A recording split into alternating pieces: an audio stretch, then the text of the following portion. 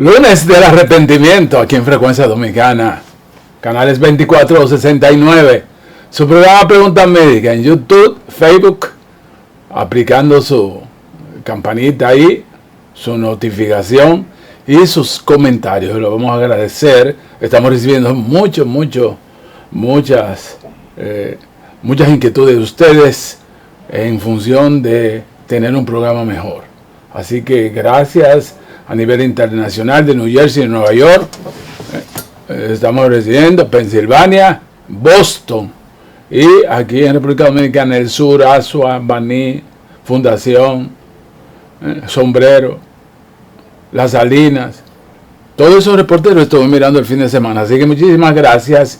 Y en el norte, pues comienza en Villa Altagracia, se va por Navarrete, Santiago. Así que muchísimas gracias por que le está gustando el contenido de Preguntas Médicas.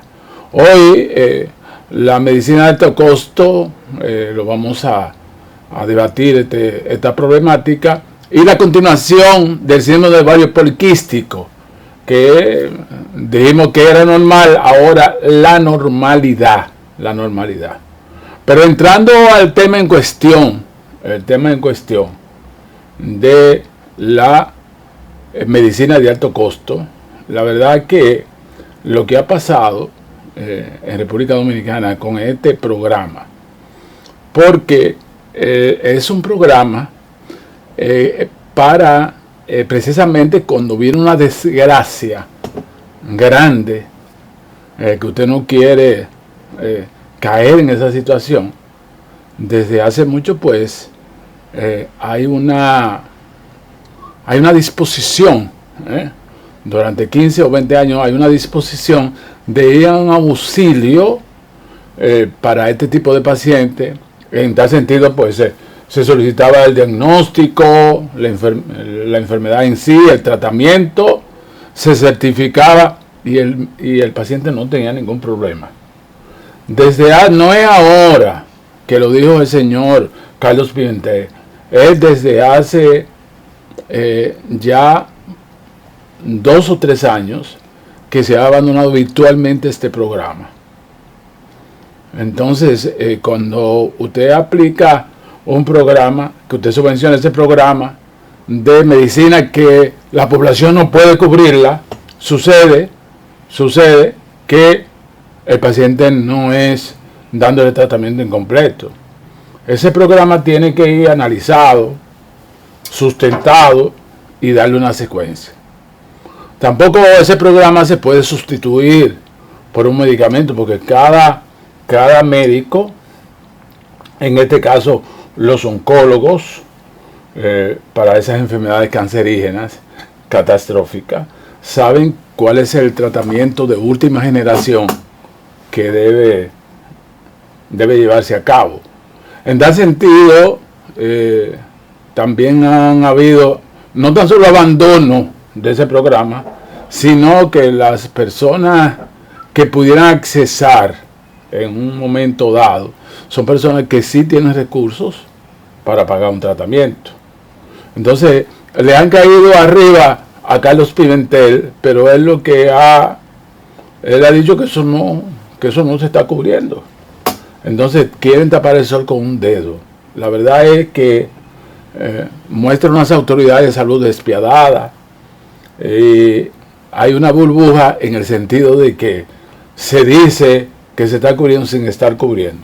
Hay casos ostensibles que uno le ha tocado tocar la puerta para pacientes, y la verdad es que hacen todos los cuentos, todos los viajes, y no le dicen que no, pero la medicina no aparece.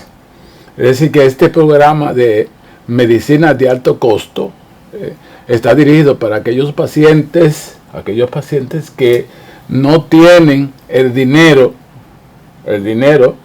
que son la mayoría. Recuerden que el 85% de los pobres aquí, 85%, que accesan a un empleo, ganan el sueldo mínimo. Entonces, si está el grueso de la población en 85%, nadie puede cubrir una medicina de alto costo. ¿Qué yo te digo? Llamar al gobierno a solucionar este tipo de problemas ya es muy tarde ya. A regularizar este programa, porque este programa debió insertarse, ese y el 911 debió insertarse dentro de los programas de prioridad que no pueden fallar.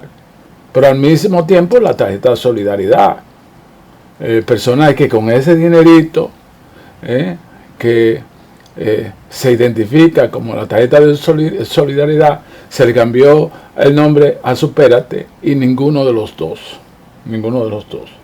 Entonces, lo más grande es que se dice que se dice en los medios de comunicación más de 7,000 millones de pesos empleados en publicidad de que se están cumpliendo el programa. Y el programa ni Supérate ni medicina de alto costo se está aplicando. Pudiera haber una excepción. Yo conozco un caso de una persona que tiene una enfermedad maligna y acudió, pero que tenía relaciones. Esa persona sí puede pagar. Sin embargo, se lo cubrió todo. Eso vino inmediatamente a cubrir ese tratamiento. Entonces, ese programa no se identificó para privilegio ni discernimiento de un caso, sino agrupaba, tenía un protocolo. Nosotros trabajamos en el protocolo de esta enfermedad, las enfermedades catastróficas, que es una situación difícil, porque cuando se entra en la quimioterapia, un paciente que aún asegurado no puede cubrir nada de eso. La seguridad social se van a pasar los 4 años ahí, no le van a hacer nada sobre modificaciones urgentes que se necesitan en la ley 8701. Entonces, se hacía un protocolo, se identificaba el caso, bien identificado, y en función de eso se le daba el tratamiento. Pero tenía una inmediatez de 72 horas. Era un dinero que estaba cautivo en un presupuesto para eso. Ahora, pues, aparte de no darle eso, lo primero pasaba por un proceso, por un periplo, que si no salía el cheque, que si no salía, que si no se ha librado. Entonces, en ese proceso murieron pacientes que no llegaba, que está en proceso. Y la característica de este programa es que el medicamento tiene que llegar justamente cuando el médico lo prescribe, porque son pacientes de quimioterapia, radioterapia, con medicamentos sumamente importantes y de alto costo, que no puede cubrirlo la mayoría de la población, la inmensa mayoría. Es decir, que eso se identificó desde aquella época de la insuficiencia renal.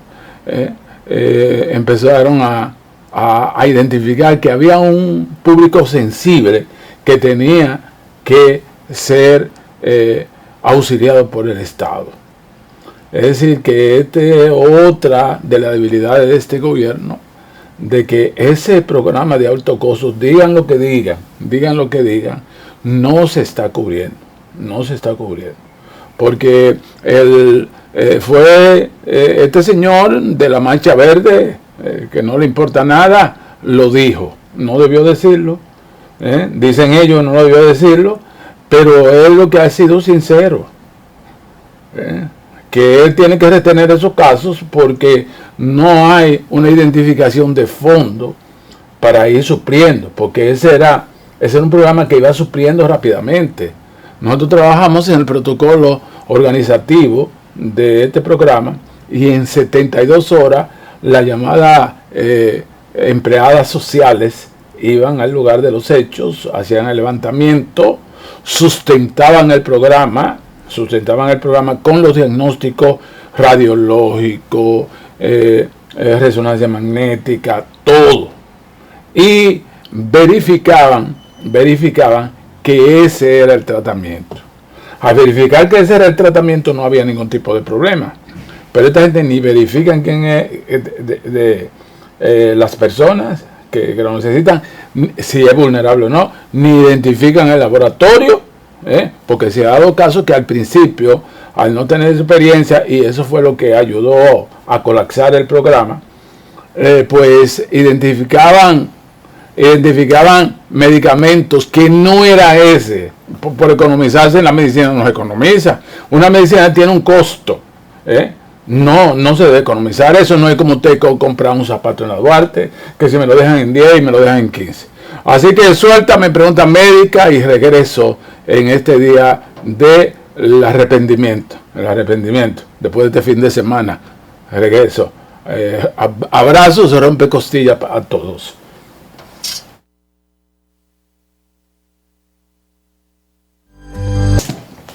Entonces, esa neoplasia maligna, tumores malignos, son identificados directamente, dirigidos directamente en función del medicamento. Por ejemplo, los tumores cerebrales, los tumores gástricos. Entonces, desde una supervivencia de vida de 5 años. Y como Dios existe, ocurre que pudiera ser. Hay muchos sobrevivientes del cáncer. O sea que el Estado no bota el dinero. Hay muchos sobrevivientes del cáncer cuando la medicina llega a tiempo. Pero esa medicina tiene que ser específica. Nosotros, por ejemplo, en la medicina común, cuando le prescribimos a un paciente un medicamento, el paciente, yo le digo, si se lo quieren cambiar, llámenos. Porque el médico sabe específicamente, en base a sus experiencias laborales, profesionales, saben qué medicamento específicamente actúa. Por ejemplo, tú usas un medicamento inhibidor de la bacteria, otro que maten la bacteria. Entonces, hay otros que incentivan las células atípicas para arroparlas y eliminarlas. Y hay otros que van dirigidos al sistema hematopoyético. Es una variedad donde el médico oncólogo, que generalmente hacen un comité de evaluación de esos casos. Esa evaluación llegan 10 y 15 pacientes diarios con estos casos y se le va dando prioridad a esos casos. Entonces, en 72 horas se identifica. Ese es uno de los programas que ahí la acción dolosa es muy difícil que se efectúe, porque precisamente es una institución, de institución a institución, identificando el medicamento. Entonces, al identificar, el Ministerio de Salud Pública identifica el medicamento en función de la firma internacional, el laboratorio internacional que produce ese medicamento. Entonces, esos medicamentos tienen que ser protegidos por el Estado, porque en la más de las veces, como es el Estado, de estado en estado, que se asumen estos tratamientos, vienen exonerados de impuestos. Es decir, que si un tratamiento de 350,000 pesos que le cuesta a un paciente, que le costaría a un paciente que si pudiera, en un momento dado, comprándolo de estado en estado, de ministerio a ministerio, comprándolo en laboratorios internacionales, y de estado en estado, asumiendo la autoridad del Ministerio de Salud Pública, pues ese medicamento viene más barato. Es decir, que Salud Pública no tan solo evita que un paciente compre el medicamento a sobreprecio, porque las farmacias tienen que ganar. En este caso, Salud Pública hace un stock. Eso no se puede comprar en el mercado farmacológico. Es un stock que hace de esos medicamentos, donde hay médicos oncólogos, especialistas en enfermedades cancerígenas mamarias, hepáticas, del colon. Entonces, ese es un grupo de enfermedades neoplásicas que incluyen más de 10 enfermedades en las que está. Muchísimas gracias por la notificación, donde se incluyen más de 10 o 12 neoplasias malignas, y en función de eso se hace un pedido. Ese es el plan de trabajo. Se hace un pedido de ese plan de trabajo y se tiene un stock ahí. Es decir, que aplicándolo bien, ¿no? ese programa, no hay por donde tener corrupción. Pero de la forma en que irregularmente se aplicó,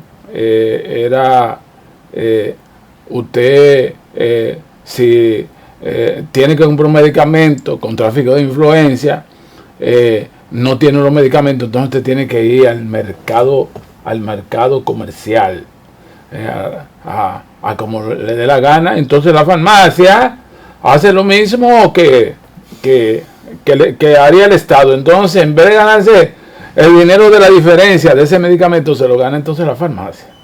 Es decir, Dios mío, que es realmente antihumano esto que está sucediendo. Son muchos los casos que la gente esperando el medicamento, pues no llega el medicamento, cuando una de las características del protocolo, de ese protocolo, era que llegara el medicamento, llegara lo más rápidamente posible, subvencionado por el Estado, que le va a salir más barato. Con el mercado de farmacias privadas, no hay garantía de que ese medicamento sea el mismo. Por eso estamos hablando con un médico. Me mandaron el medicamento que no es, y ese es más barato. Precisamente el que vende más barato ese tipo de medicamento no es una situación de oferta y demanda, es una situación de que ese medicamento no está garantizado en el protocolo, no pertenece a las normas de manejo de ese medicamento. Entonces, es como si usted se lo aplicara sin aplicarse nada. Entonces, da pena que en el gobierno de cambio se haya caído en esta situación tan difícil se ha caído, que ese programa de medicamentos de alto costo, que lo cubría el Estado, y que era uno de los programas que funcionaba, porque es que había un stock en función de un comité de 12 especialistas sobre las 12 enfermedades más frecuentes. Entonces hacían un plan de trabajo. Por ejemplo, en el 2000 tanto tuvimos tantos casos.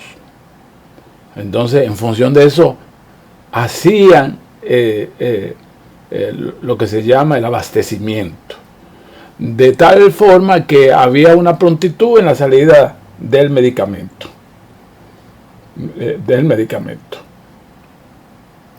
Pudiera ser que un paciente se le diera una prioridad a otro, y que porque ocurrió en el 2019 que a veces los embarques estaban difíciles, que no llegó y eso, pero realmente el programa funcionaba.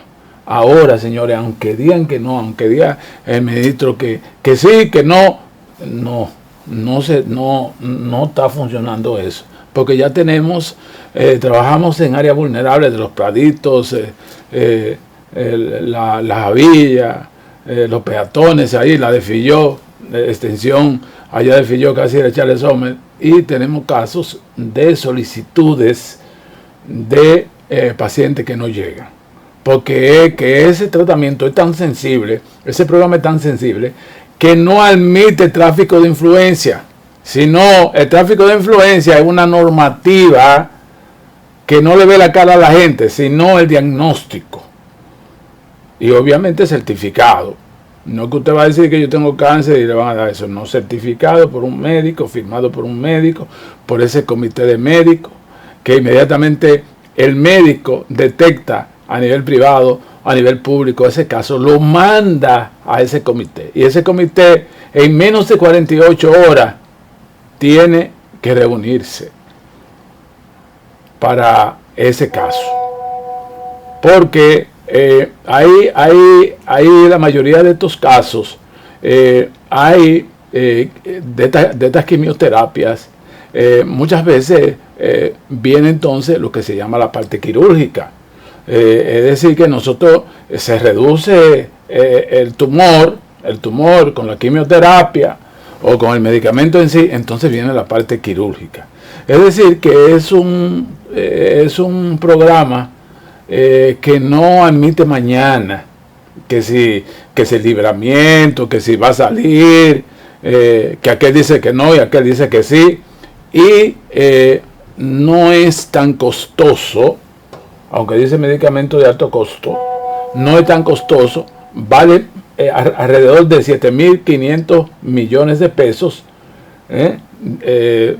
Cuando nosotros fuimos llamados para evaluar algunos casos de ginecología y obstetricia, que teníamos cáncer cervical, en ese sentido, llegaba a 7.500 millones de pesos. Ahora dicen que está en 8.000 y que los casos se acumulan. No deben acumularse porque es que inmediatamente el médico identifica ese caso, para que no se difunda el problema, tienen que aplicar inmediatamente el tratamiento. Por eso es que eso no es que lo voy a comprar ni que una carta por aquí, es que hay un plan de trabajo para esos medicamentos que no se está cumpliendo. Entonces, en función de eso, tú oyes dando 40 millones de pesos y que para uno cantante una cosa. Entonces, las cosas prioritarias que tienen que ver con la salud de este pueblo que está establecido en la Constitución no se toman en cuenta.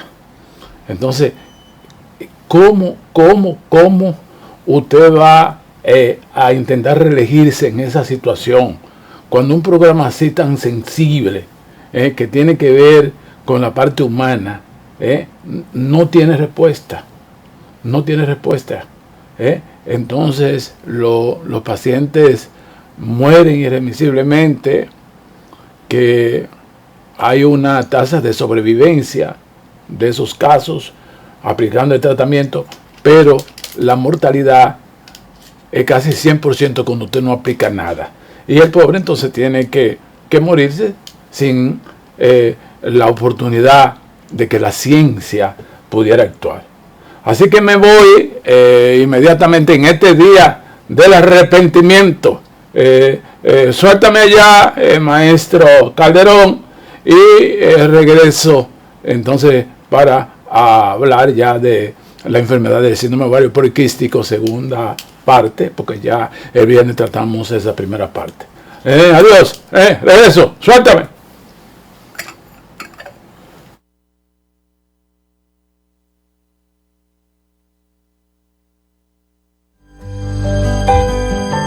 Señores, desde hace mucho estoy hablando acerca de la enfermedad poliquística de la mujer, que desgraciadamente es una enfermedad genética y que desde la primera menstruación se evidencia su diagnóstico. Pero es una enfermedad que pasa tiempo y como que no se identifica. A pesar de que nosotros hacemos este tema 2 veces al año y como que no se crea la conciencia en ese sentido. Cuando una mujer tiene la primera menstruación, cuando una muchacha se desarrolla, debe llegar su menstruación mensualmente. Debe llegar mensualmente. Si esa menstruación no llega, después de haberse desarrollado, usted tiene que ver qué es lo que está pasando ahí. Porque precisamente la problemática del síndrome de ovario poliquístico, enfermedad poliquística, es que los folículos en su primera fase, que dan origen a la ovulación, no son estimulados por la hormona que tiene que estimularlo, que son los estrógenos. Entonces se produce una hormona contraria al estrógeno, que es la que produce la maduración de un folículo, que es la que va a dar la célula sexual femenina para que se produzca el embarazo o para que se produzca la menstruación si no hay embarazo. Entonces, como esa hormona no es la que va, no es porque yo dije el viernes que hay una producción de estrógeno en una mujer normal en los primeros 14 días, que culmina con una ovulación, célula sexual femenina para el embarazo. En este caso, esta célula sexual femenina no se desarrolla porque es una hormona contraria. Es una hormona que masculinizante. En vez de femenino, en vez de la estrógeno femenino produce andrógeno. Por eso muchas veces se identifica fácilmente, porque hay jóvenes que tienen pelos en la cara, en los bigotes. Ahí usted va a identificar esta situación, porque el vello facial no se produce en la mujer. El vello facial de la cara es propio del hombre. Entonces ahí tú empiezas a identificar este problema de que hay una hormona distorsionada que en vez del estrógeno está produciendo andrógeno, que son estimulante hormonal masculino. Muchas veces o tiene un desarrollo mamario muy grande o tiene un desarrollo mamario muy pequeño. Entonces estos pacientes tienden a obesidad, a tener un ciclo irregular y no tener ovulación. Entonces, necesariamente ese caso no se resuelve una vez en el consultorio, una sola vez. El médico necesita darle un seguimiento permanente a este tipo de pacientes, porque sucede que actúa en función de que se le suministre la hormona que produce la mujer. Y no basta con que tú le des un medicamento, sino que tú le des seguimiento a ese paciente. Cuando estos casos ocurrían en el pasado, no había la medicina del lugar, pero ya se pueden simular ciclos ovulatorios naturales con hormonas que se producen en laboratorio, que tienen la misma característica de la mujer, y que una vez la mujer pues haya terminado sus estudios, pues se para el tratamiento y se comienza a estimular los folículos con los estrógenos para que ovule. Por eso la enfermedad poliquística de la mujer no es un óbice, no es un obstáculo para que la mujer no salga embarazada, porque hay tratamientos muy específicos donde se pone la hormona que va, pero eso no se produce sola. Nosotros siempre le estamos diciendo eso, eso no se produce solo, eso tiene que ir, usted tiene que hacerse amigo de ese médico, porque uno de los problemas que produce esa enfermedad es que produce esterilidad. O sea que si usted no lo corrige, usted va a estar ahí dando acumulación de esos folículos inmaduros que se convierten en quiste. Pero qué triste, muchas veces, lo he dicho aquí, son malinterpretados y caen en una sala quirúrgica de los Alcarrizos, porque aquí hay donde quiera hay una clínica en los Alcarrizos, y tocan esa glándula ovárica con unos folículos que, poniendo el tratamiento de las hormonas estrogénicas, que son las que van, se desbaratan sin necesidad de intervención. ¿Cuál es el riesgo cuando usted trata de extirpar mediante vía quirúrgica estos folículos? Pasa que usted le daña los ovarios. Entonces usted está provocando que esa mujer sea estéril de por vida. Es decir, que ustedes que me están mirando y que me están dando la notificación, que ustedes que son amigos del programa, difundan la información que el síndrome ovario poliquístico no es quirúrgico, y que le hacen un daño al paciente cuando se encuentran en sus quistes, porque los quistes se producen, ¿de dónde se producen? Del mismo ovario, que se rompe un folículo, entonces todas esas estructuras que no se maduraron, como un ramillete, arropan el ovario. Entonces, si usted empieza a limpiar esos ovarios, usted lo que está dañando esas células sexuales, esa glándula productora de la ovulación, que es el ingrediente sexual por excelencia para que se produzca el embarazo. Entonces se está provocando un grave daño ahí. Hemos visto que se fue que lo operaron, sí, unos quistes. Muchacha joven, 18, no haga eso. Mejor pase trabajo con un cosa. Además que eso no garantiza que usted diga que se sanó.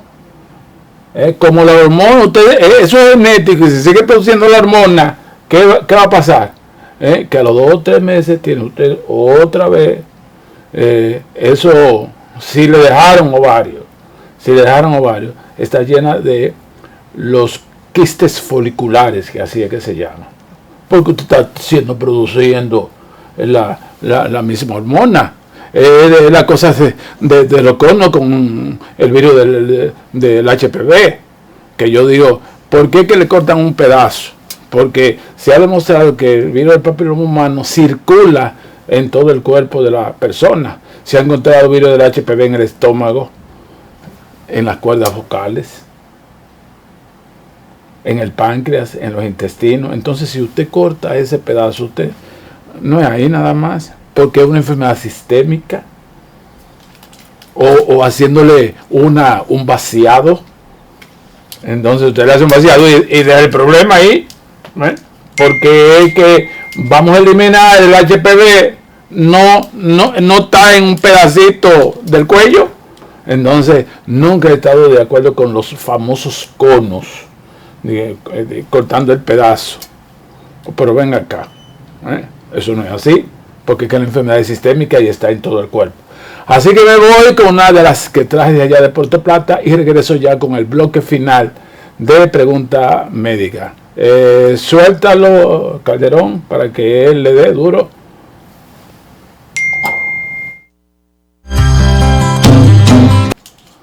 Día del arrepentimiento, vamos a dar abrazos rompecostillas. Abrazos rompecostillas a Nelson Santana, ese coordinador del bloque de la Fuerza del Pueblo. También vamos a dar nuestros saludos en Asua a Eloísa de los Santos. Dice que amplifica pregunta médica todas las tardes. Allá que pegada totalmente en Asua. En Pensilvania, a Tracia Rivera, en sintonía con nosotros. Está en sintonía con nosotros allá porque la recibe directamente. Tú oyes, Rafa, directamente lo recibe. O sea que tú estás un campeón simultáneamente, no es diferida.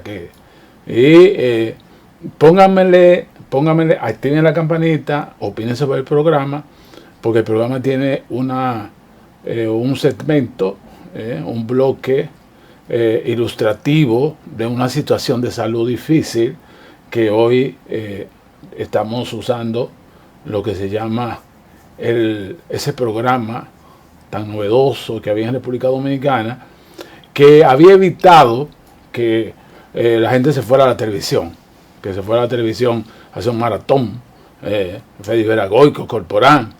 Entonces, y lo asumió el Estado, que son 2 cheles.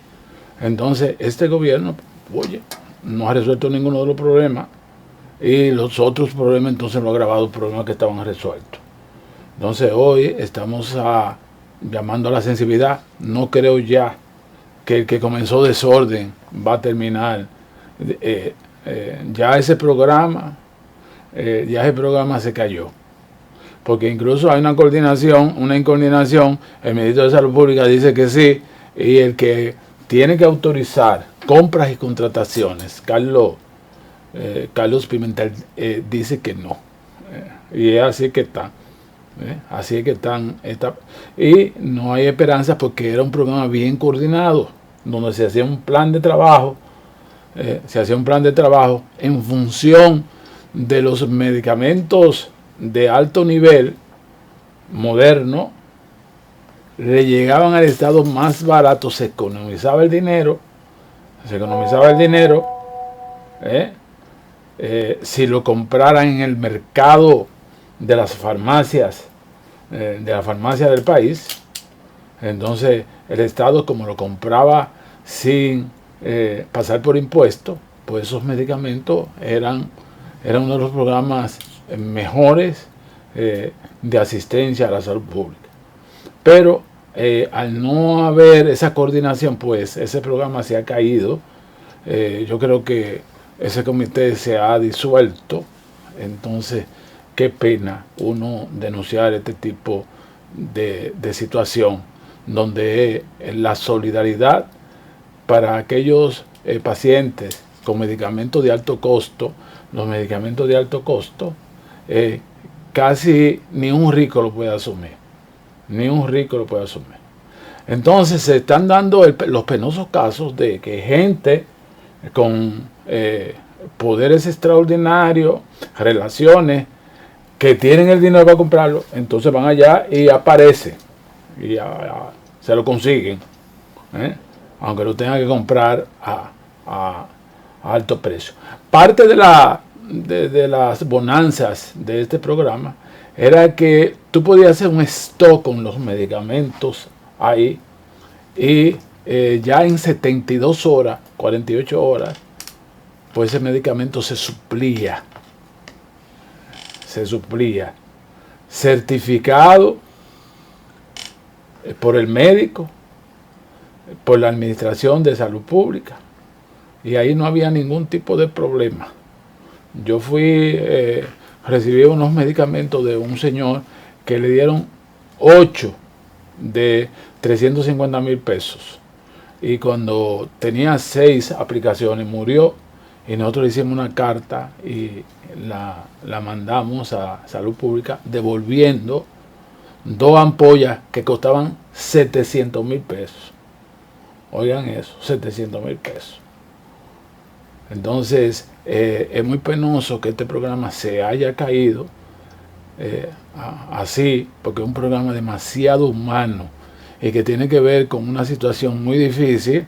No es un jarabito de unos 50, son medicamentos que a la persona hay que aplicárselo urgente, y de no aplicárselo urgente, pues esa persona no que necesariamente tenga que sobrevivir, pero hay personas que han sobrevivido con un tratamiento oncológico, personas que aplicando los tratamientos se han salvado.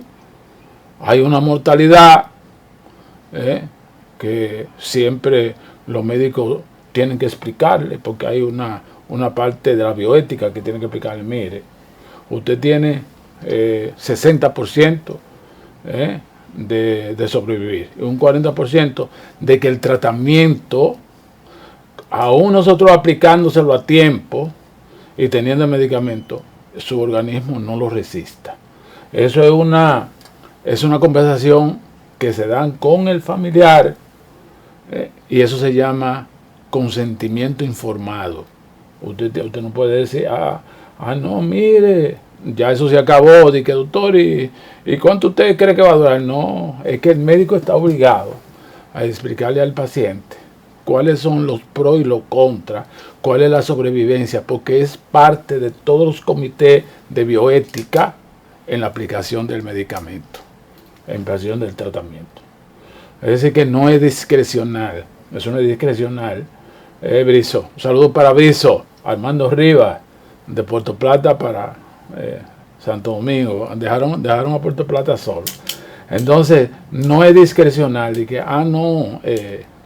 que el médico que sabe. No, el médico tiene que decirle, sentarse con toda la familia, mire, este es el medicamento, esta es la sobrevivencia, pues, explicarle todo.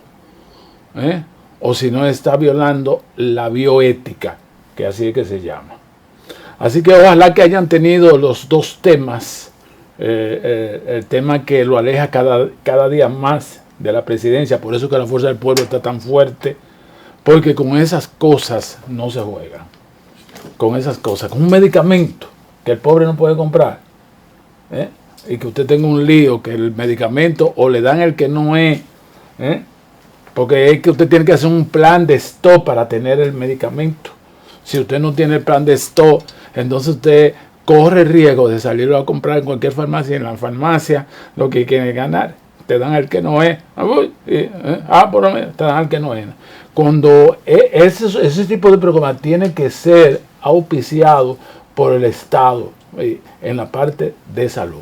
Así que mañana nos encontramos en Preguntas Médicas. Buenas tardes, en el día del arrepentimiento, después de este fin de semana.